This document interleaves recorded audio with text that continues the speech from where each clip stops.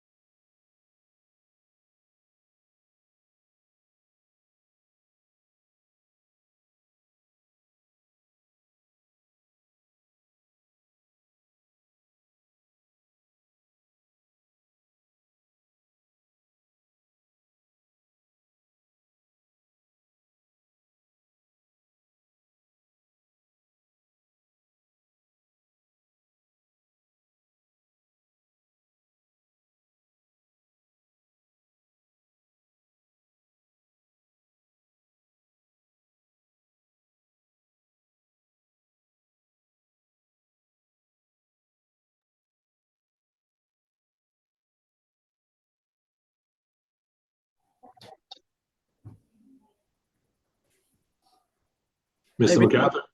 How you going, mate? Very well, thank you. Good, good. Thank you so much, mate, for this invite.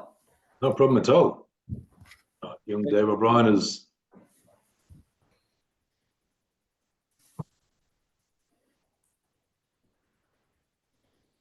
he's somewhere. He's joining.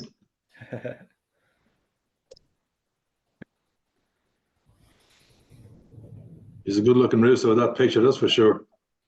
Have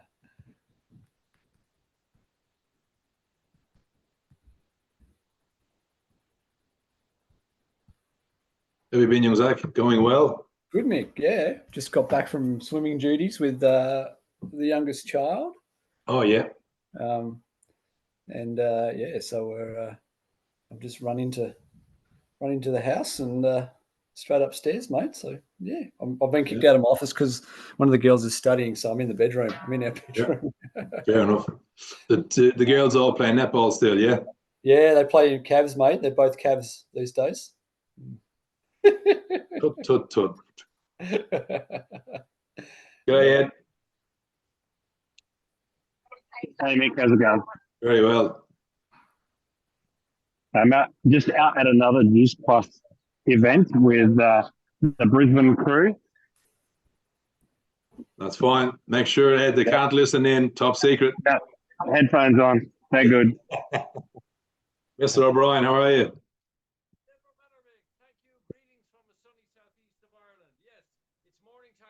You're on mute, Dave. You can see the excitement though, but you're on mute. Second. Okay. Now, can you hear me now? 100% Dave. Well done. It's something to do with plugging in my headset and plugging it out again. Don't ask me what. But anyway, good morning from Ireland and good evening, Australia. Good evening from Newcastle, and we're just going to wait for a few heads. G'day, Greg, to wander on, Dave, and yeah, I printed out your. Obviously, I've got your bio in front of me here, and very impressive. Listen, don't believe a word of it. No, I only believe half it. Even that half is pretty good. It's lovely. It's lovely to be on. Honestly, it really is. And yeah, these time zones. It's perfect. It's only Yes. what, 7, almost 7. Yeah, PM there, a minute to 7 now. Yeah. So, and look, it's a good one. Had prior to the clock change, Dave, of course, it'd be a bit toey, but no, it's a good time to get guys on, particularly from that side of the world. Listen, it's never a problem, Mick. I've been on calls at 4 o'clock in the morning. No. You know, it could be any time, so it's always a pleasure. It really is, and it's good to see you. It's been a while, and to see everybody else. Hi, everybody. When was you were out in 2018? Was it for our conference, Dave? Would have been 19. Was absolutely down in Hamilton Island. Correct. Oh no, after that. Melbourne. Sorry, that was the first one. Exactly. Yes, it was in Melbourne. Was running across the stage in bare feet, was it? Yes, Dave. Just the usual. The usual, yeah. You know, when you're running along with no shoes, you know, people look at you in sympathy, and you just turn around and say, "I'm saving up for a pair." You know, the usual. Good man. Yeah, Good man. I'm just going to duck out of the way for 1 sec. Yeah, no worries. Work away. I'll say hi to Zach, Ed, Greg, Simon. Hey Dave, Richard. how are you, mate? Hi everyone. I'm just going to scroll to see you all your faces there. How we doing, Michael? Hi guys. Ed is having a party there by the look of it. Hi Simon. Hi, how you going? Good, thank you. Good, really good. Great Looking forward to see to you all another good there. call. Oh yeah, thank you. You know, I have to say you'll all probably need counselling after this. But I'm taking no responsibility here, guys. It's only my second one, but the first one was so good I have to enjoy it again. Hey, so I was really impressed. So thank you so much. Thank you. Yeah, I'm so looking forward to it. I really am. It's a pleasure, and thank you for asking me. It's really cool. So, and you do these? Is it once a month? Yeah, once a month, Dave. Once a month. Perfect. I know my one of my friends in the States does a similar one as well on a monthly basis. So that's fantastic. So you probably never had anybody that's just kind of crazy on the line as this fella here. So I hope it'll be okay. Looking forward to it. And is there many that come onto the call normally? Is it a handful? It depends, I guess. Yeah, it normally depends. It's anywhere from 3 to, I think we had about 15 last month. Oh, okay. So it's good. Cool. Numbers are getting up, and everyone's getting around it. Yeah, that's really good. Yeah, cool. And it's really so important. It really is that we get together and have a bit of crack, as we say. And I have to be careful with that word because in the States, crack. I don't know what it is in Australia, but crack is something else in America. What Australia is it fun? We say have good fun, have crack. Would that be okay to say in Australia? Yeah, I think there's enough Irish over here, mate. We know what crack is. Yeah, exactly. We've invaded a lot. I know. Yeah. And Mick Egan, you're muted yourself, by the way, just to let you know. well, we've got Jim Owen. He's told us all about crack. Oh, really? I might say, David, the The impetus for this call, we used to run a business one 18 months, 2 years ago, and the impetus for this call really came from Greg and a couple of others at last year's conference, just to sort of broaden the horizon, not so much from a business point of view, but from a community point of view, in terms of just being able to listen to a couple of guys, just meeting in a spot, have a chat, listen to guys who know what they're talking about. As in fact, we have young Zach on top there, who's a financial guy. He will jump on the next one in a few weeks to impart some wisdom around that. We've got other speakers coming along as well behind you. But whilst we are here, and we are now 7:05, I want to be respectful of everybody's time. We will march on. I do want to formally now thank Dave O'Brien. It's 10 o'clock in the morning. He's probably out of bed. He's probably done half a marathon on bare feet somewhere. But I am going to read the bio, because even just reading this thing, it is super impressive. National Marketing Director with Juice Plus for 30 years, married to Marie, 4 grown-up kids, 5 grandkids, living in Cork in the south of Ireland, worldwide inspirational speaker on health and motivation, and world record holder. Very impressive, and we're 2 lines in, Dave. In 2010, Dave became the oldest man in the world. You might need to rejig that. And the only Irishman ever, and one of a handful of people to complete the 4 by 250 kilometer desert runs. And that is mental, absolutely mental. 1,000 kilometers in a 38-week period, carrying everything on his back to survive across the hottest, windiest, driest, and coldest deserts on the planet. You were in fact starred in the movie Desert Runners movie, about you setting the world record, and in the process the film won 8 awards worldwide, David. That's mad. Absolutely mad.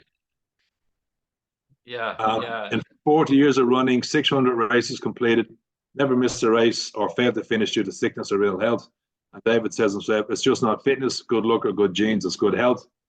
In more recent times, a barefoot runner, having run over 5,000 miles to date in the feet, as you do, as you will see. He's an infectious personality. He thrills the audience around the globe. He gets on. This is an interesting line. If there's no safety belts on the seats, find one, but you might need it. Who came up with that line? Dave O'Brien, empowering people to take more ownership and responsibility for the health and that of their families worldwide.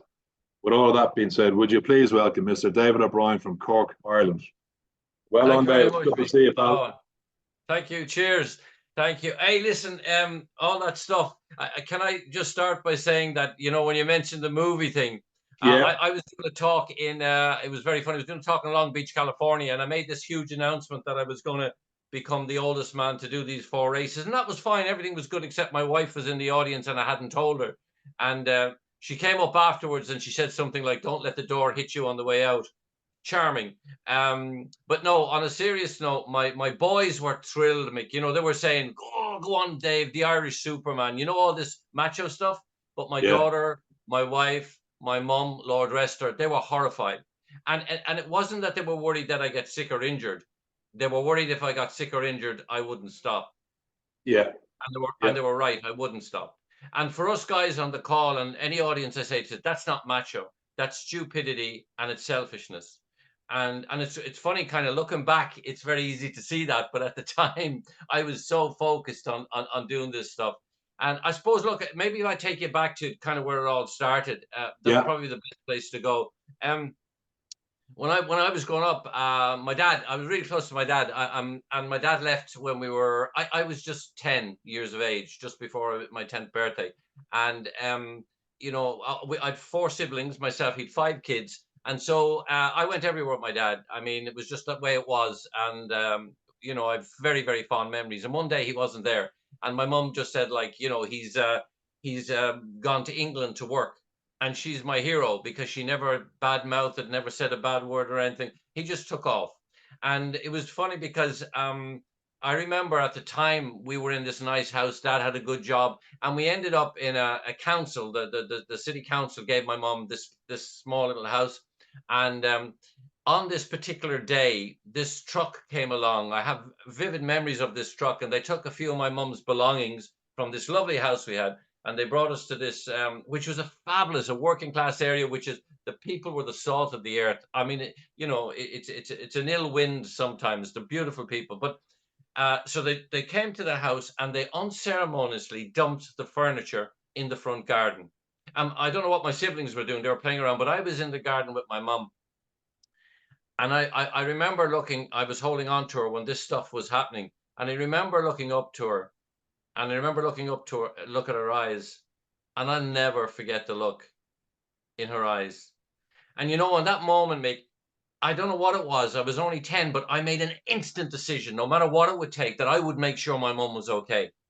You know what I mean? I mean, and I guess that's where my passion, my focus, my drive to be the best that I could be. I know it's a cliche people throw around, but for me, and funny enough, it was never really about money in life, even though, I was going to make sure mum was okay and my siblings. I was the second eldest.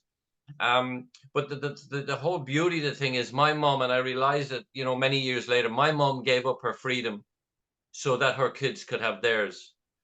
And that's what mums do, and that's why I have so much respect for women, so much respect for mums. I think Nike stole that saying from my mother. She just did it. I mean, and she was working 3 jobs, and something, I can never remember my mum not being there, even though she worked through the night. She did cleaning jobs, she did anything just to keep food on the table. But she was there to take us to school. She was there to collect us from school. She put us to bed at night. And we hadn't a thing. I mean, but I never remember hard times. It's kind of weird, and that's sort of what shaped my character and my siblings' characters, and it got us back very, very close. I never did find out what happened to my dad, and many years later, I've always wanted to know. I take it he's dead. He's passed away now, but yeah, but that's sort of where this passion and this whole drive came from. And my mom being my hero, and to this day, she died 4 years ago, Lord rest her, but she's and still is my driving force, Yeah. So yeah, so then we can bring it on further. The running thing came into my life when I left school at 15 to a round of applause. They were only delighted to see the back of Dave O'Brien. I mean, they were clapping, woo, he's gone, thank God. And I didn't like school. I wasn't terribly good at school, but one thing, I guess I joined the University of Life, and I was hungry to do good, to do the best I could. As I said, I can remember the only one thing thinking in my first job was to come home and bring a wage packet to my mum, and it was a little brown envelope, and I used to hand it to my mum the first day I came in, and I was so excited and so proud. And she'd give me a tiny little bit of money and put the rest away and use it. And so it was, goal number 1 was achieved. I went out there, I worked hard, and I remember going for an interview for that job, and my mum came with me. Can you imagine that happening today? And it was for the Irish Times. It was the top newspaper in this country, and it was a very dusty office, and there was an elderly gentleman, and he sat there, and he said to me, "Okay, David," he said, "could you do me a favor?" And he had a newspaper, and he just turned it around. He said, "Could you read that paragraph for me?" He had circled a paragraph, and I read it. And about halfway through it, he just said, "That's fine. Thank you, David. Thank you, Mrs. O'Brien." And I got a phone call to be a tea boy, to make tea. And then later on, maybe they would send me to college and I become a journalist. But that never happened. I got another job at the same time, fixing photocopying machines, cleaning them, and I loved being out and about and meeting people, and I took that job. So I took so I never got down the journalist road, and in that job, I was working the job I accepted. And I remember I was in it 1 year. I was 17 years of age. And my boss called me in one day and he said, "Dave, I think it's about time you got transport." I said, "Thank you very much, Mr. Sweeney." He said, "Go down to Cleary's and pick yourself out a bicycle." And can you imagine telling a 17-year-old today to go down to a shop and pick out a bicycle to do work? They would come back with a nice response. So I went down, I picked out this little bike, I had a saddle and a little gear lever in the center, a yellow bike, and I was known as the Yellow Flash. And so off I went on my merry way, and I've never looked back since. I just attacked it with gusto and just wanted to learn more and more and more. And I guess I'm still learning all the time, like all of us. So yeah, so I did that, and then for the running. My mom said there was a marathon running through. I know I'm skipping from one thing and another, and you can stop me and ask me some questions, no problem. So stop right there. And, yes, do. So in the last video, which I shared with the fellas in the group, Yeah. you said you did not start running till you were 30. So Correct. what did Dave O'Brien do for fitness, health, whatever, up to that stage? What was your passion? You had football, soccer, rugby? Sure. I played soccer, and would Yeah. you believe it? I actually did fencing, like not swashbuckling as most people think, but around the blade. I did fencing. Okay, I should explain. When I left school, my uncle was in the Royal Air Force in England, and he reckoned that would be good for young Dave. And so I went over to the Royal Air Force, and I spent 6 months there. And it sounds very short space of time, and it was, but in 6 months, I learned more in 6 months than I'd learned in my previous, I don't know how many years in school. And over there, you can do lots of things in terms of sport as well. You get discipline, no, but you get routine. You get wonderful, wonderful education, and you get looked after really, really well. And I went for soccer, and so did the whole camp in RAF Buckinghamshire in England. Everybody wanted to do soccer. So I didn't make it. So they said, everything from archery to wrestling, and they mentioned fencing. And I had this sort of romantic idea of, pirates and all this. So Dave went and I did fencing, and I became very good at it. In fact, I became so good at it, I became the top fencer in that camp, and there were thousands of young men there. And I had that sort of little skill. And it just responses. Everything is just quick responses. So when I came back, I lasted 6 months. I got homesick. Mm. And you get 6 months to put in if you want to come home. If I'd have left it a little bit more, I probably would have never come out of the Royal Air Force. I went in as a fitter, an airframe fitter for aircraft. Yeah. Yeah. And in that 6 months, I got maths, science, and aerodynamics, as well as the sport of fencing. So I came back home, and I took up fencing, and I fenced for 5 years. And I fenced in several countries, and I loved it. A few people know that, by the way. I don't normally mention that, by the way, when I'm on stage, or so you're after dragging that little fencing bit out of me. It's new to me. Yeah. I mean, well, it was, I just fascinated by it. And then, of course, I did not running really, even though I did a bit of running. It was mostly soccer. Yeah. Soccer was mainly my sport. And the fencing. So there were the two things. I'd no real interest as such in running, but I guess that doing those sports kept me fit. Yeah. And in those days, I didn't understand the difference between fit and healthy. And I will talk about that a little bit in a minute. That's what I'm kind of known for. Yeah. People think if you're fit, naturally you're healthy. That is not the case. And it can go hand in hand, of course. But anyway, that was what I was doing before the running. Excellent. So 30, how did I get running? I can tell you really quickly if you want it. Okay. My mom said there's a guy had a sweet van. A little van would pull up and sell sweets and bread and milk and the basic things you need for the house. And he was a neighbor, and he had this little van. And she said Cyril Shaney was his name. And she said, he's doing this marathon. I didn't even know what a marathon was. And it's running through our village. Will you go down and support him? And so I went down, and I saw all these people gathered, and then these runners started to come by, and then Cyril came by, and everyone was going, woo, come on, Cyril, you can do it. This was at the 10-mile mark. There was another 16 miles to go. And I fell in love with the whole thing. I'm kind of really passionate. I don't dip my toe and stuff, guys. I jump in with both hands, grasp with both feet, be it right or wrong. That's kind of what I do in life. And it's got me into trouble. It's got me out of trouble. But anyway, so I said, I'm going to do this. And I had a friend with me, and they kind of patted me on the head, a bit demeaning, kind of, you be grand. And that really peed me off. So I made an instant decision. I'm into this instant decisions things, by the way. So I made an instant decision that I was going to run this race. And so the next year I did. I signed up for the marathon, tick. I had a pair of running shoes in those days, tick. Everything was ready to go. The only one slight problem was I hadn't trained. And so I wouldn't advise that to anybody. So anyway, into the race I go, and I'm doing okay because I'm fit enough. And at about the 17, 18 miles, the wall, one of my knees started to give out, and it got really painful. So I started to drag it along. And then my second knee gave out at about the 22nd mile. And so I couldn't lift either knee. I'm sure it looked very attractive. So I was kind of sliding like this. So I got in at the finish. You're going to love this. And I met my brother. There's a little park, and I was on the ground. I couldn't really stand up. They were pretty painful. I met my brother Barry, and he said, "You better find Mary, my wife. You better find Mar. She's over in the first aid tent, and she's worried sick. We saw you coming in at the finish. You were great." And so here I look, and there she is coming across the green like an army, Dun, dun, dun, dun, dun. Anyway, she comes up to me. She says, I told you, look at the state of you. You can't even stand. Look at it. Blah, blah, blah, blah. She gave it to me both ears, okay? But she was upset and she was crying and she was hugging me. And as she was hugging me, she said, never again.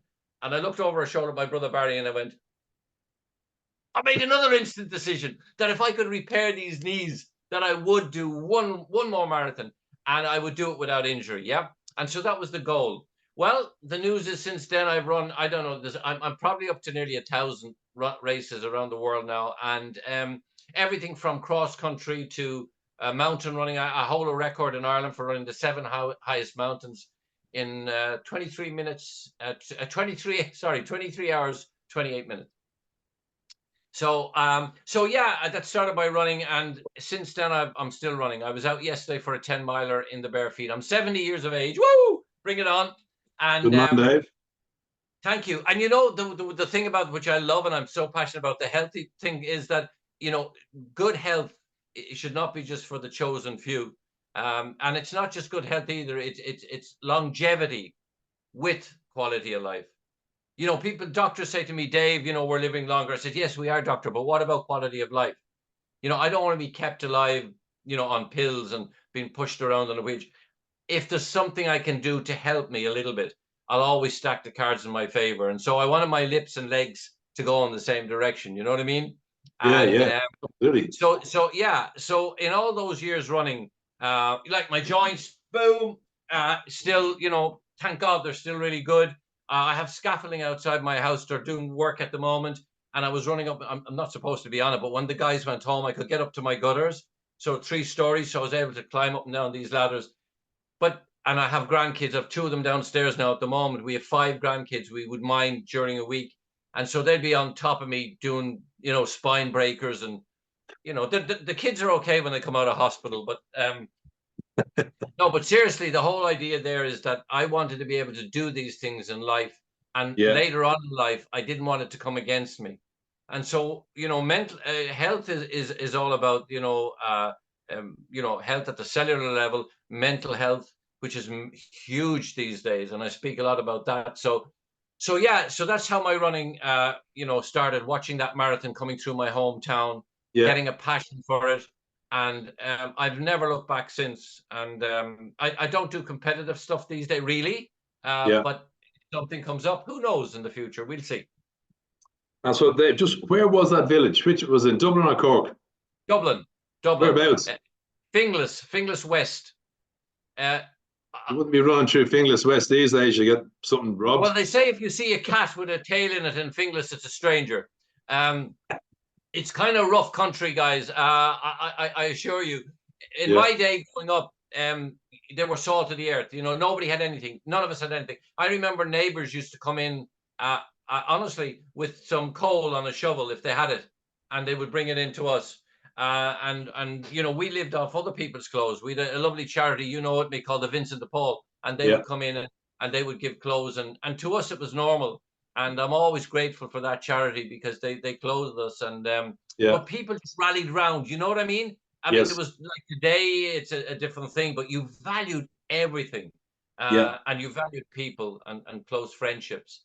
And we've come away from a lot of that. It's become a very isolated world, even though we were never so connected. We were never so isolated in other ways, but we can come to that. So that's the injury thing, never getting injured, and the whole body health thing fascinated me as I went on in life, to find out what could I do to stack the cards in my favor, Okay, so my next question is this: which came first, the barefoot running or the desert runs? Desert runs. Number one, you can't run barefoot in the desert because if you tried it, you'd be like that lizard. It's too hot. I mean, you're looking at, so these 4 races, Atacama Desert, Chile, 260 kilometers, everything on your back to survive. Then I went into the Gobi Desert in China. That was the hottest because that was in the Turpan Basin. It's the second lowest point in the globe. Oh my God, Mick. We had 46 degrees. And just to tell you what that's like, if any of us guys here were standing outside in 46 degrees, you know what it's like in Australia. You know what that kind of heat is like. But to the state, when you're at that at the lowest part of the globe, it's kind of like an oven. It's the best way to describe it. And your lips start to blister within minutes. It's that bad. We used to put zinc on our lips, and a guy actually died on that particular run. I can come to that because that's a very important lesson in this whole thing. I want to get across. So that was the Gobi Desert in China, after Atacama Desert in Chile. Then after China, we went to the Sahara Desert in Egypt. And then after that, we went to Antarctica. And it was weird because there you are, you're in this 40 plus degrees, and then you're in minus 30 wind chill. Okay. And it's like, as I was doing these 4 deserts, I began to understand why only 2 men in the world had done this. And it's funny because I was doing this talk, as I said, in Long Beach, and my wife didn't know when I made the announcement, but there was another lady in the audience that day, and she came, a small little lady, she came backstage, and she was introduced to me as Jennifer Steinman, a film producer from New York. And she looked at me, and I kid you not, guys, this is exactly what she said to me, more or less. She said, let me get this straight. You're about to do what only 2 men in the world have done. They're half your age. They're world famous, the most famous ultra runners in the world. You're only an ordinary Joe Soap. You're going to kill yourself. Can I make a movie about it? I thought that's great. You want to, they want the drama and all this stuff. So I said, thank you. That's really nice to know. And so she did. So this crew came over and they met my wife and my kids. They went to Dublin, met my mom, and I had this camera crew around the place. And I can remember at one stage, it was the Sahara Desert, and I was going through the sand dune stage, and it was like a mirage. I could see, and there it was. His name was Seven Matassium. He was a cameraman from New York, an Armenian guy. And he was also a producer in his own right, by the way, a film producer. But anyway, he was doing camera on this film. And I see him in the distance, and as I get closer, he looks down and he shouts, I kid you not, action! Action. I can't even stand. I'm dragging my feet behind me. I'm dying on my feet. I had some nice words. I can't repeat it here, okay? But anyway, that's just a little by the by. So, Antarctica, to go to minus 30. So I began to understand why it hadn't been achieved. In fact, it had only been achieved 2 years before I did it. Before that, nobody had ever done it. And so I didn't do it for accolades. I didn't do it for medals. I didn't do it to be Mr. this, that, or the other. I did it selfishly, very much so, for me. And I guess, Mick, people have asked me this again and again. Why would you put your life on the line sometimes? And it is very selfish, particularly when you have a family. But I guess it was kind of to prove to me, like, a little bit that you're good enough. I know that sounds a little bit like cliche, but I know growing up with my dad, it was later on in life, it was weird, really weird. At the time, we got by, and even into my teens, it did affect me. I was a very shy kid, believe it or not, very quiet. I used to cry very easily. You'd say something to me and I'd burst in school. I got bullied and stuff like that, which was, it was a tough area. So it didn't go down well. So I had to find a way around that. My way of survival was to talk. It was the only way I could get out of stuff. And so if somebody was going to beat me up, I used to make them laugh. I kind of was the joker. So, it saved my bacon many times. And I suppose that's where all this, yakety. And little did I realize that it would be my livelihood, that I would get to speak on the world and kind of be a bit of a storyteller, because I'm an expert in nothing, guys. I assure you.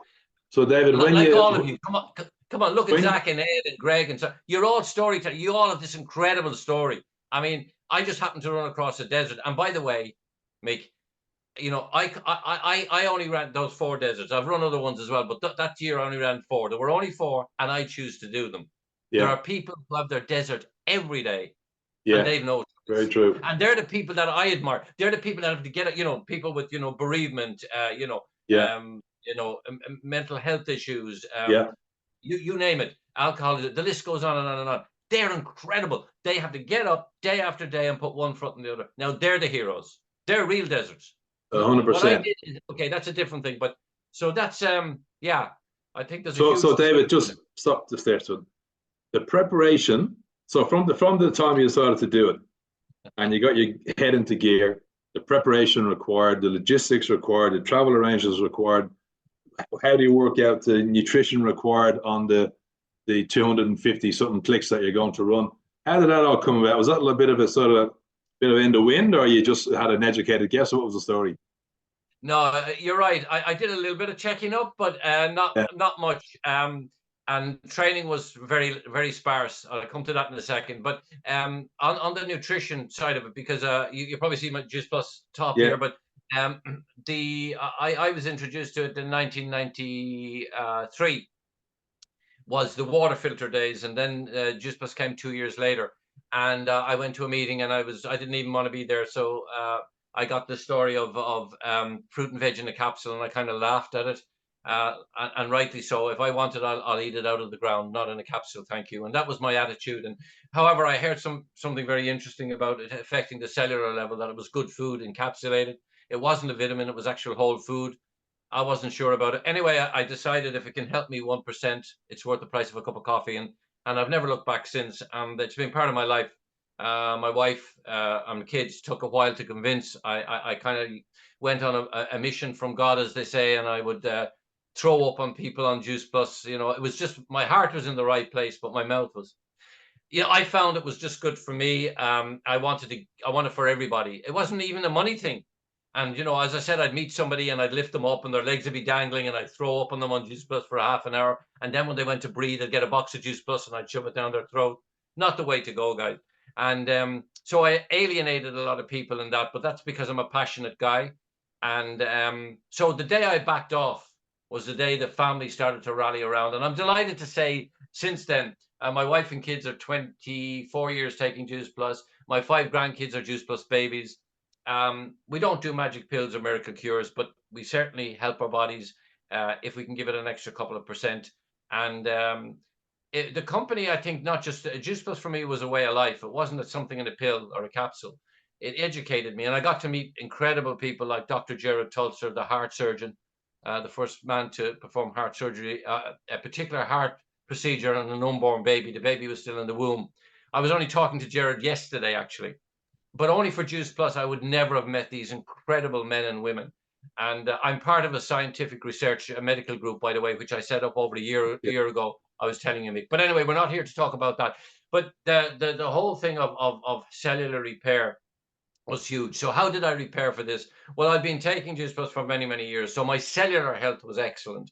My fitness level, my fitness was average. People think that I'm superhuman. Look, some people think I live up a tree and live with the animals and eat the bark, and you know, forget all that stuff. I'm normal like anybody else. Would I have a piece of chocolate? Yes. Would I do this? Yes.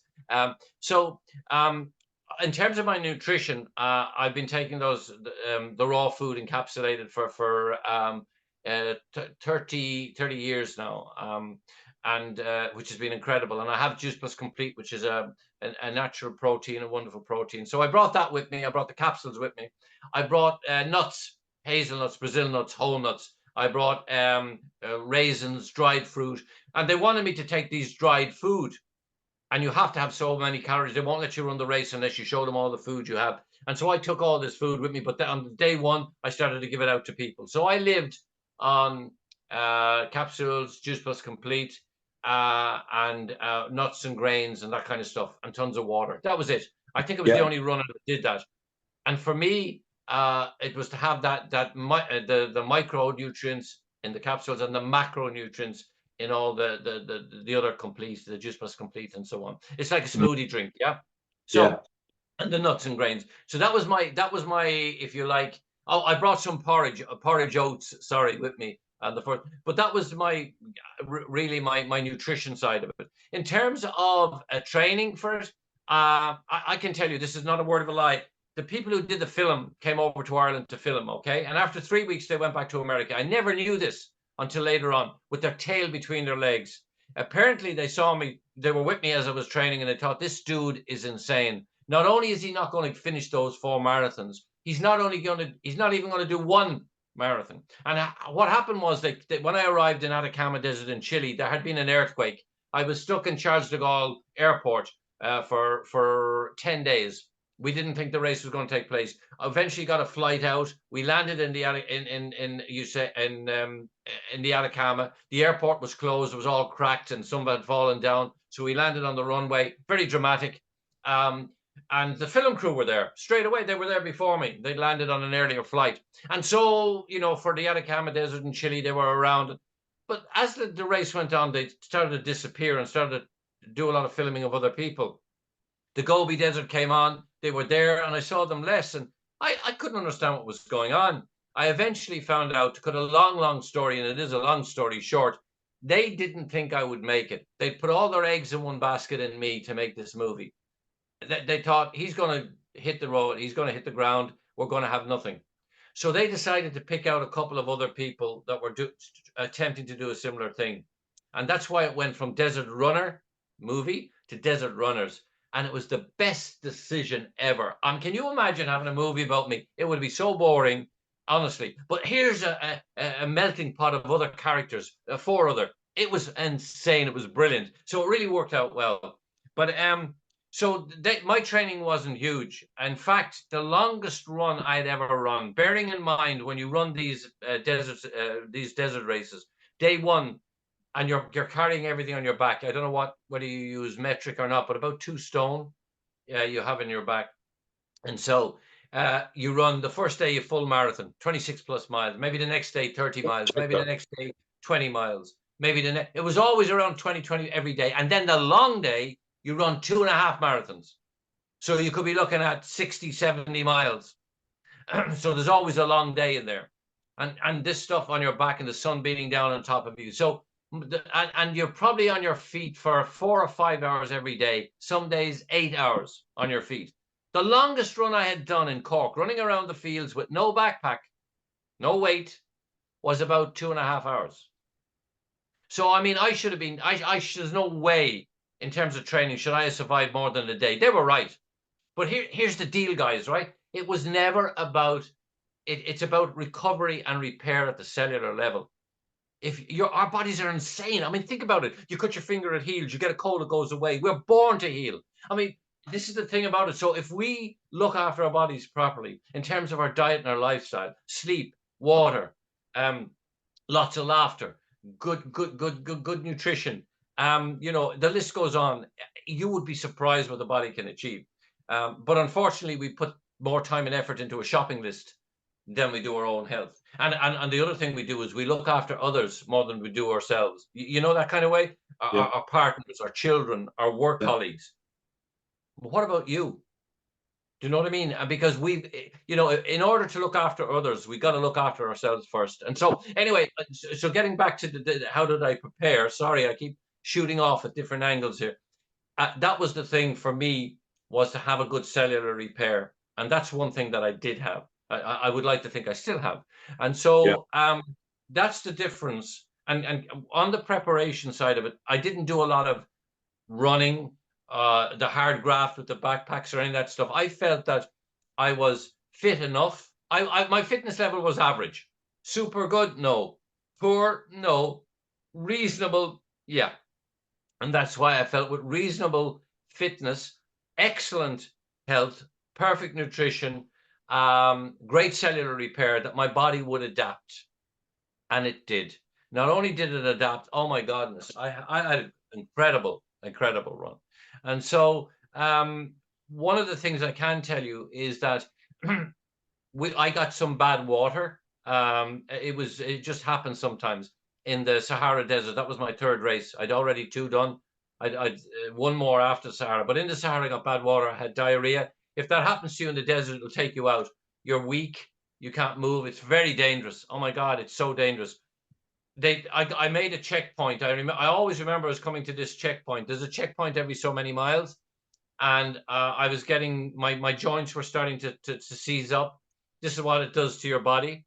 I was beginning to lose my sight, getting blurred vision, and I felt this boom on my back, and it was somebody had grabbed my backpack. Young guy. And I was very near a checkpoint. I was so lucky.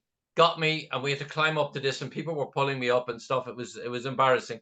But I was in another place, I think, and I was on the ground. And they have this in the film. Apparently, I asked somebody for my jacket out of the car. There were obviously no cars there, so I don't know where I was at. But I remember they came over, and my heart rate was racing, everything. But they left me there. They didn't put me on a drip. They didn't give me any medication, nothing. And it was going down and going down, and eventually it came right. And it was getting dark. Now, you only have so much time to finish these races every day to get the checkpoints. If you don't make it, your race is over. And it was getting dark. I still had some time left. And so this lady came over. She was a doctor, and she said to me, she said, you're okay. We've checked your heart rate. Everything seems to be good. This is incredible. You're really good. But she said, I'm going to ask you a question. Are you going to continue the race? She said, you've had this, you've been very ill with the diarrhea. And she said, you seem to be recovered a bit now, but she said, I can't guarantee, you're not going to have, other stuff is going to happen to you. And they had a small hand camera, and this is for legal reasons, apparently. And she said, do you want to carry on? I said, yes. And she looked at me in the eye and she said, do you realize, she said, that once you go out there, she said, there's nothing I can do for you. Do you understand that? I said, I do, doc. I said, that really makes me feel good. And she didn't smile, she didn't laugh, and she just looked at me. And I said, I'm going out there. And the guy that had helped me stayed with me. And in the film, you can see the two of us heading off into the night with our head torches, and it sounds dramatic. And I can remember, honestly, guys, I'm not a macho guy. I mean, maybe I sound like it. I can be an emotional guy as well, at that side of me. But I went out that night, and I was scared as I've ever been, because I knew that if I did start to get sick out there was nobody except this young guy, and he's not a doctor. So that was really foolhardily. And we went out. But here's the thing. I started to walk and got a bit stronger and stronger and stronger. With 3 days left, I passed over 30 runners in that 3-day period. I think 31 runners. And so my point was, it just goes to show, just when you think there's nothing left in life, you're at the end of everything, one more step. There's always one more step. And so that was my preparation, was little in the training, lots in nutrition, and lots in that side of it. Yeah. Well, that was tremendous, Dave. And I did have a question about mindset, but I'm just going to put a line through that because I think we've got all of that in the last 5 minutes, because that was tremendous. 2 quick questions. The film, it says it won 8 awards. Were you feted as some sort of Hollywood star doing all of this? Were you flown around the planet, or you just said, we're putting this film up for a review or whatever? I did a couple of red carpet events, and then they wanted me to do the States and stuff like that, but no money anywhere. And yeah, it's a long story about the film and the contract I signed. I did it for free. It's wonderful to have. It's history. My grandkids can see it. I never did it for money or anything like that. But it was just a record to have a kind of a history of it. But yeah, there was because of the film, I could not do television here. I could not do radio. I could not do newspaper. I had a 2-year ban on anything for me. And I was the only one that had a contract. The others had no contract to do what they want. Anyway, because I was the first they had. And anyway, and so they wanted me to do all this touring, and I didn't do it. So okay, next question. So, yeah. Barefoot running. Explain to me, is there any logic to this notion at all? Yeah, very much so. Oh, yeah. Fire ahead. So the 4 deserts we talk about, the world record stuff, right? Before that ever happened, how did I get into it? I was running marathons. I saw the marathon come through my hometown. I started running. I started to do marathons. And then one day I read a paper and I saw this run in the desert. And this was in 1999.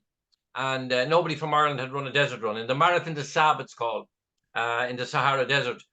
Some of you may have heard of it. And it's probably the most famous single desert run there is out there.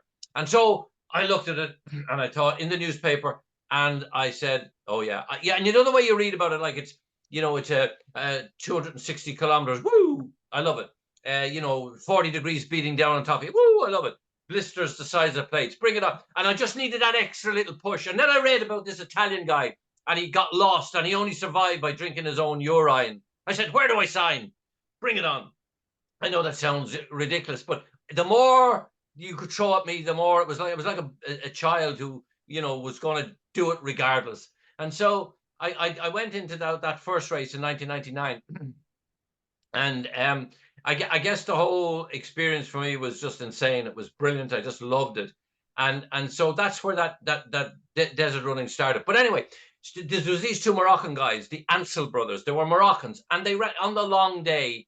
You get a head start by 5 hours of the top 20 runners. That wouldn't be me. I'm a very average runner, so you're 5 hours ahead, and these guys catch you. No problem. And so these two Moroccans go by. Well, if they did make, they had this beautiful gait. I didn't know what it was, but they had this, I can't explain it. It was like gliding by me. And I thought, whoa, what is that? That was 1999. In 2000, I went back again for more punishment to prove the first desert wasn't a fluke. I go back again. Guess what? The Ansel brothers, whoa, on the long day, they passed me again. What is that? Couldn't figure it. In 2010, when I did the world records, this is 10 years later, okay? I'd forgotten about all that. Here I am in the Atacama Desert in Chile, and Ryan Sands, South African, white South African, the fastest ultra runner in the world at the time, he passes me by. I said, Ryan, how's it going? Put on the kettle. He was staying in our tent. He passes me by. But guess what, guys? Hadn't he got the same gait as the African guys? Woohoo! I got back to the tent eventually. I said, Ryan, what's all this, the way you run and stuff like that? I said, you're different to everybody else. You seem to have this, you're like a gazelle. He says, I run barefoot. I said, you do? He said, I do. Yeah. I felt no more about it. Came back to Cork. Hadn't a clue what I was doing, guys. And I don't recommend this to anybody. Took off my shoes, went into the fields, walked in the grass. Oh, the joy of it. Lovely feeling. Bit weird. Walked around for a bit. Next day, I ran from one goal post to the next. The next day, I ran it. After a month, I was up to about a kilometre and a half. Well, 5,000 miles later, I'm working away. Now, let me explain it. So, people think that if you put a half-inch of rubber between your foot and the ground and expect your body to know what's going on, you can't. You take your shoes and socks off, what happens to the receptors in your feet are the most sensitive part of your body, like your fingertips, yeah? And so you take your shoes and socks off and your brain goes, oh, hang on a minute, I'm not going to stop this foot down. And it doesn't. What happens is your back, your spine, your hips go into alignment, your knees bend. And that's the key. You get this lovely bent knee. And this, so when I'm running, even on the road, there's no impact. And the running shoe companies know this, and they've known it for years. However, listen, anybody listening, please don't throw away your shoes and go running barefoot, because I'll be getting phone calls at 4 o'clock in the morning, right? You will get injured. But if you walk in the grass, you just get that lovely feel. And over time, really, really, and I never realized it, Mick, but that's exactly how you do it. I didn't know, but I just did it very, very gradually. I wasn't, hungry to get running on the road straight away or anything like that. Over time. And at 70 years of age, my joint, there's not a twinge, it's incredible. And and even in the snow, I was running in, my son is in Calgary, and it was -4 or 5, and I went out in the snow, and you don't get long because your feet will freeze up. I did it in Helsinki as well. I nearly caused a couple of crashes. People, just looking, thinking you're insane. But the joy of it, it's incredible. So no injuries. That's what. Good. And finally, if somebody says, well, Dave, you have no protection, you stand on something. Yeah, so what? You stand on a piece of glass, or boom, your reaction speed is milliseconds. So it'll never go right through. Yes, it'll go into the foot. I was in Memphis, and Jay Martin brought me over to run the Memphis Marathon for St. Jude's, for that incredible hospital for children. And they called the marathon off the night before, literally the 11th hour, they called the marathon off because it was freezing on the overpasses. And because of litigation in America, people fall, not the runners, but the spectators falling. They didn't want to, claims. So they called off the race. So one of the guys from the office the following morning, said to me that night, do you want to go out in the morning for a quick 5 mile, 10 mile run? So we went out anyway, and we're walking on the main street. Now, in Memphis, if you go off the main areas, you can go into some shady areas, yeah? So we're running through them, this kind of black area, and there's all these bungalows and burnt-out car here, and there was what do you call it, a windscreen for a car had smashed and was right across the road. And so I'm in my barefoot, so I run over it, no problem, because they're little beads. That's why windscreens won't shatter in shards. There'll be little balls, so it was fine. So I was rubbing them off my feet. And if I can use some language, I hope you don't mind here, but it's exactly what was said back to me. So I'm running along, and I said, oh, where are we? This looks a little bit dicey, a little bit, And this guy that was with me from the office, I've never heard him curse. I've never heard him swear, use a bad word. He's such a real gentleman. He never says anything bad. And Jason turned around to me and he said, do you really think they're going to fuck with a white man running in bare feet over glass in -6 degrees? So sorry for the language, everybody. So anyway, we get past that stage and I'm at the traffic lights coming up and this big black, huge 4-wheel pulls up at the traffic lights. They were red and dark windows and the window comes down. I'm thinking, uh-oh. And this large black lady looks out. She says, man, you know shoes, you run bare feet, respect. And she puts out the fist like that, boom. So I'm now running with my homies, okay? So we're safe as you could ever imagine. They're incredible. They're brilliant. It was a wonderful experience. And I was saying, you know, hi to the guys. And yeah, it was brilliant. It was cool. Good but man. that's how your feet are protected. Honestly, it's a joy. It's a joy. Yeah. I hope that gives you some explanation to the barefoot thing. Yeah, Dave, we've got the joy part, pal. You've got that 100%. I'll tell you that much. I am just going to open up to, because we have some very keen runners in this group. And Okay. if anybody has a question, certainly feel free just to pop it to Dave and let him answer it. Sure. And I'm not an expert, by the way, guys. So it's only going to be my own experience. So go ahead. Dave, I've got my first ultra coming up in a few weeks. I'm doing a backyard. Oh, no way. Woo. Yeah. Your talk on nutrition. So obviously I take Juice Plus and Complete. Yeah. Do you use any gels or anything like that to supplement anything on Never, electrolytes? Greg. Never. I'll tell you why. Okay. Now here's the story with all that. These things do what they say on the tin. No question. You will get that energy boost, and that's what they're designed to do. But you see, the issue I have with that, Greg, is that you know, you get that boost. That I call it a sugar fix. You go up, you go down, you go up, you go down, and then you stay down. For ultra stuff, it's not a good answer. From short stuff, maybe a marathon, you get these fixes and stuff. But for me, it's short-term gain, but long-term detriment to your body. And you don't. I've never used them. I've never ever, and I never will use them. That's just me personally. If you want to get that energy rush and that you know, yes, you can. And will it work? Yes, it will. Did guys I was running against use them? Yes, they did. It's a very personal thing. I was able to get you see, I think the thing is you want to feed the muscle and you don't want to have these spikes. I love that about Complete, by the way. Feeding it has this lovely slow release. You know what I mean? As I call slow release of energy.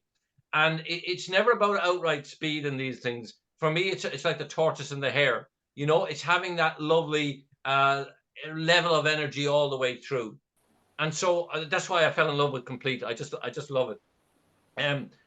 Should you take them, Greg, or should you not? That, you know, that's your call on that. And am I saying don't do it? No, I'm not.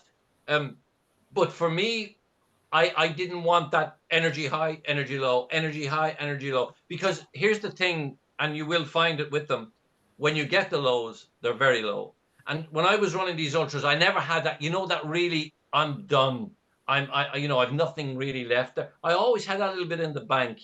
And that spiking is hard on the body. You know, it really is. When you're doing ultra stuff, it is. You know, a lot of ultra runners would come back to me and said, rubbish, you know, we use them all the time. They're perfect.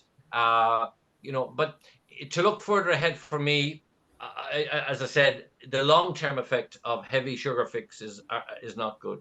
And I'm just not into it, Greg. And for me, there was no need to use them. But if you've been using them in your training, whatever you've been doing, do not change at the last minute. Okay? If you feel, I'm not saying that it won't benefit you, or it will, you know, be detrimental for that particular race. But looking ahead, Greg, I certainly wouldn't see the need for them myself. Does that help, or does it make it more complicated? That helps. I guess it's just knowing then which foods to essentially replace for those gels, the quick release, the slower release stuff. Yeah. I guess, look, I know, and again on the ultra stuff, I mean, when we were in the desert, we didn't have any shakers or fruit or vegetable or anything like that. Obviously, the only thing I could have was the Complete, but I used to have these bags in pouches, And I used to, as I've been running, I'd be chewing away on some nuts and grains, and dried fruit. I had a lot of that stuff. It's very sugary.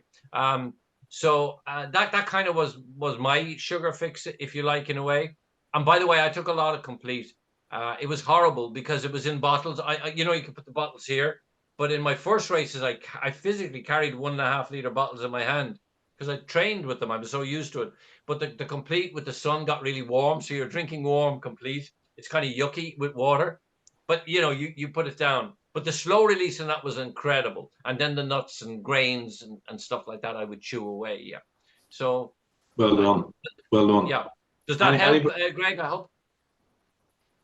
Anybody else got a question for young David? Could I? Yeah, Dave. Awesome, mate. Thank you. I think I've seen the doco in hindsight. I've just been Googling it in the background, but fantastic. Familiar with longer distance running and triathlon, but they were another lifetime away. But interested in sort of understanding, what recovery was like, in the desert at night, and what recovery looks like these days for you in any events or even on a daily basis. That's a great question. A great question, Zach. Thank you. First of all, the recovery in the desert was, you're funny how your body starts to adapt. The first day I found, I got my sleeping bag toggle all wrong, and it was cold. And when I didn't sleep in the Atacama the first night at all night, and I was shaking. And when you shake, it eventually pains. If you're doing it for hours, you get this kind of pain over your body. And so I arrived at the starting line the following day at 6:30. I got up. I wasn't asleep, and so I wasn't in great form. But funnily enough, when you've really good cellular repair, I found in my own body, I started off very slow, very sluggish, didn't feel great.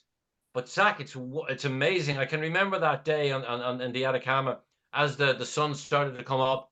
I use a pace. There's no flying out there and doing the bravado and then going down on the ground and taking 2 or 3 hours to recover. So this is to answer your question. Pace is it's not the distance that kills you, guys. It's the pace.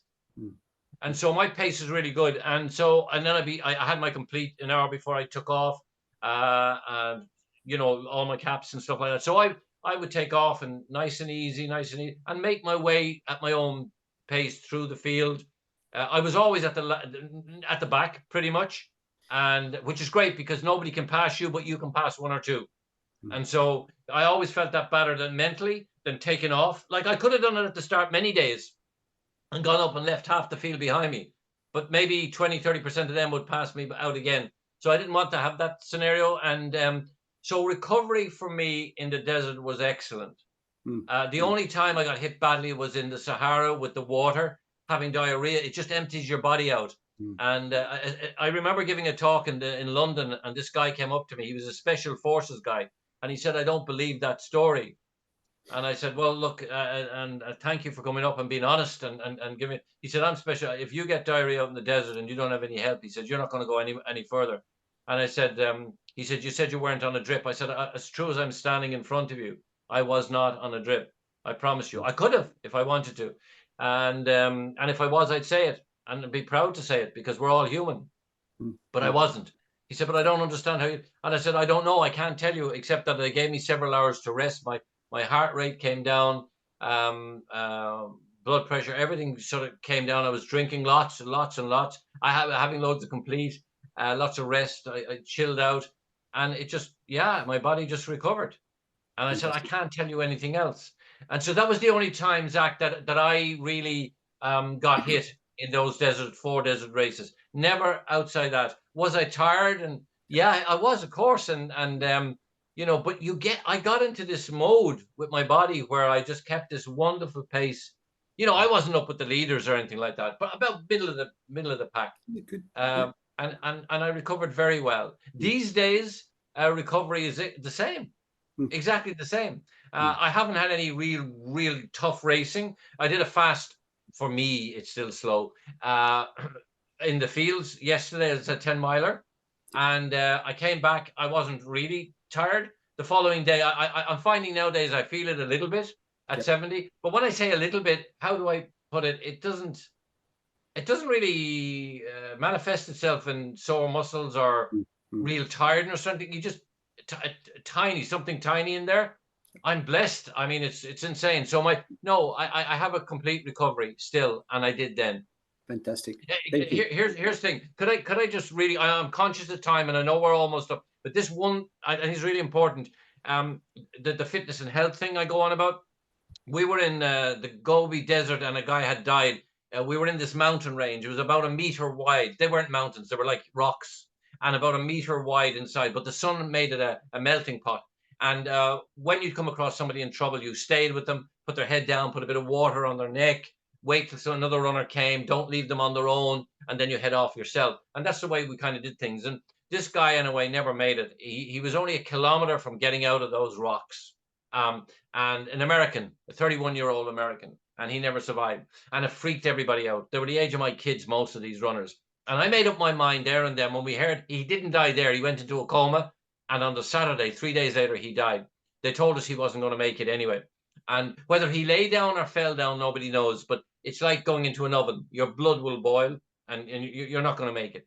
And so I made that decision. So the following day was the long run, 110 kilometers. You get 40 hours to do it, plenty of time. So there I am. And in the last stages, I'm about 20 hours at this stage into the race for me. And I'm in the sand dune stage, the last stage. And it was insane. Somebody had died the day before. And in fact, at 10 o'clock that morning, they shut down that stage and brought people around the dirt track.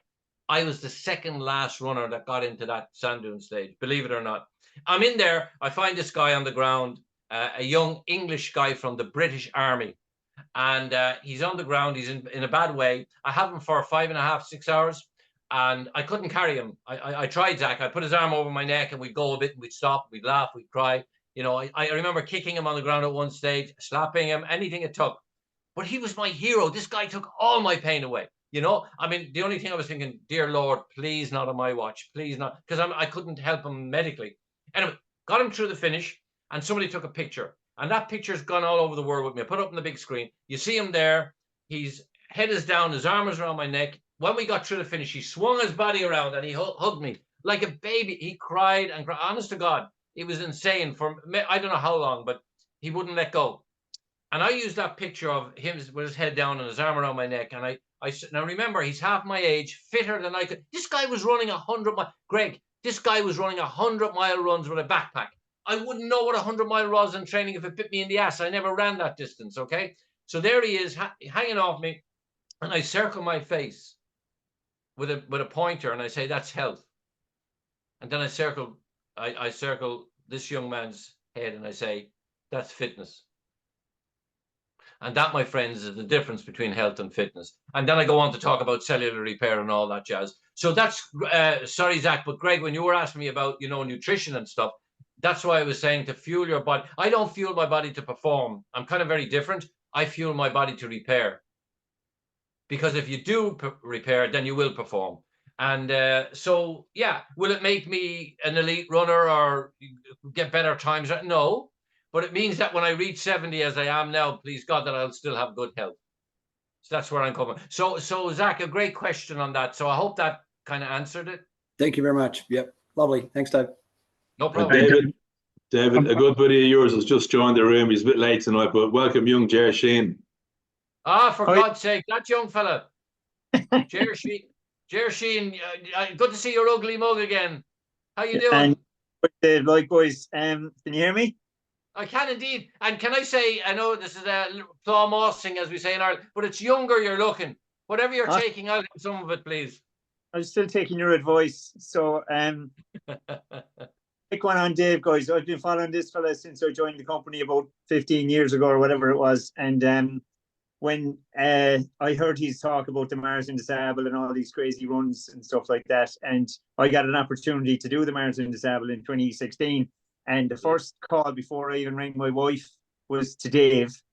And I was driving home from work and I said, these Australian Special Forces group were after having to pull out and we got a late entry.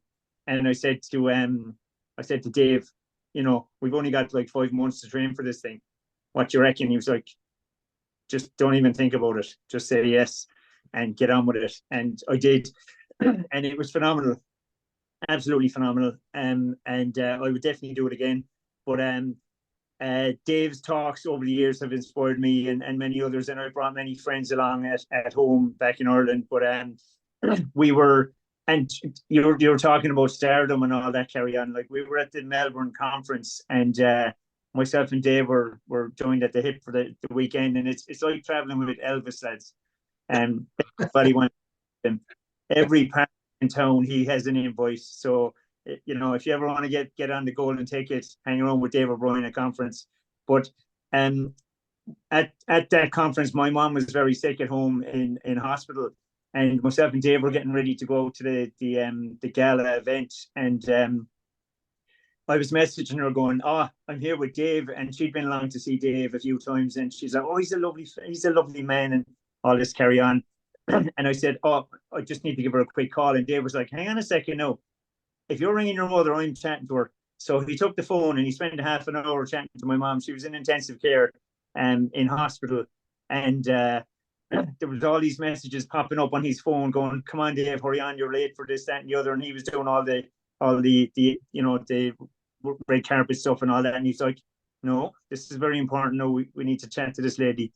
So all the stuff you do, Dave, it kind of pays in here for me. That half an hour with my mother. Thank you, Ger. Thank you. So, lads, I realize this is the longest one we've ever done. We try and knock it off early, and I know, Dave, I do genuinely want to thank you. You're a gentleman. You're passionate. You deliver every single time, whether you're on stage in Melbourne, the US, Europe, Dublin, Cork, wherever the hell you are. And as Ger said, you deliver in life as well, to be a friend to many, and a great confidant. You know, I'm sure that the chat with you and Ger about going on this mad run would have only cemented Ger's resolve to get the thing done. So I personally want to thank you very much for everything you've done for us as a business around the globe, and for me personally, and certainly Ger as well. And thank you for your time tonight. I know you know, you've just done a cool 10Ks around the town. You've popped in for a chat with the lads in Australia and New Zealand, of course. So I do genuinely want to thank you very, very much for your time this morning, tonight, and wish you all the best. And hope to God it's not too long before you see you out here again, pal. It'd be great to have you on the hostings. I love that, Mick, and all I can say is thank you very much, guys. It's a real pleasure, and it's an honor, and I don't say that lightly, but it is. You're all superstars, and I'll just say is look after you, all of you, and gather your friends around you. It's really important these days, and yeah, with a group like this, you can't go wrong. It's amazing, and thank you. And I look forward one of these days getting back out to Oz again and doing all those crazy things with you guys. So that'd be brilliant. Thank you so much. Thank you. That'd be brilliant. Gentlemen, not at all. Mind yourselves. Guys. Thanks very much for jumping on. You two have a great season. Take it easy. See you, lads. Thanks, Dave. See you guys. See you, Zach. God bless. Hey, Ger, did you want to stay on with Dave for a minute? Richard. Wonderful. Dave, see you guys. I'll leave you in peace. Dave, hang on a minute. David, yeah. hang on a minute. I'm just going to hook you with you and Ger for a minute. Yeah. Okay. See you guys. Right. See you, boys. See you guys. Just going to stop recording. No worries.